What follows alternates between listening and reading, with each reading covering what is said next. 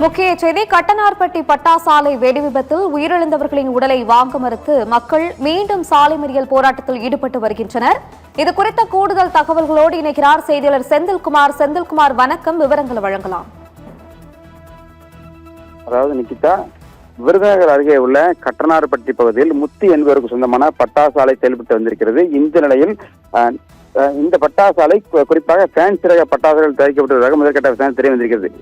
இந்த நிலையில் நேற்று ஞாயிற்றுக்கிழமை விடுமுறை தினம் என்பதால் தொடர்ந்து அதாவது சட்டமன்ற தேர்தலை ஒட்டி வருகின்ற 23ஆம் தேதி விடுமுறை அளிக்கப்பட வேண்டும் காரணத்திற்காக நேற்று பட்டாசாலை பணியில் இருந்திருக்கிறதாக கூறப்படுகிறது. இந்த நிலையில் நேற்று பட்டாசு தயாரிப்பு என்பது ரசாயன கலவையில் ஏற்பட்ட உராய்வின் காரணமாக ஏற்பட்ட வெடிவிபத்தில் 23 பேர் சம்பவ இடத்திலே உயிர்ந்திருக்கிறார்கள். மேலும் 2 பேர் இன்று காலை 2 பெண்கள் உயிர்ந்திருக்கிறார்கள். இந்த நிலையில் தொடர்ந்து மாவட்ட ஆட்சியாளர் மற்றும் மாவட்ட கண்காணிப்பாளர் தலைமையில் விசாரணை என்பது நடைபெற்றுகிறது. தொடர்ந்து ஆலை உரிமையாளர் தரப்பில் அவர்களை கைது செய்வதற்காக 4 தனிப்படைகள் அமைக்கப்பட்டு விசாரணை என்பது நடைபெற்றிருக்கிறது.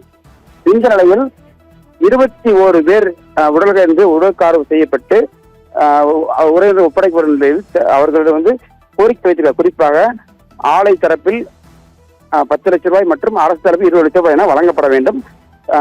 குடும்பத்தினருக்கு அரசு வேலை வழங்க வேண்டும் என்று வலியுறுத்தி தொடர்ந்து போராட்டத்தில் ஈடுபட்டனர்.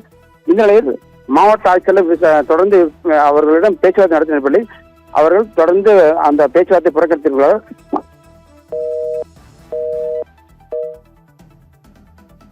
செந்தில்குமார்.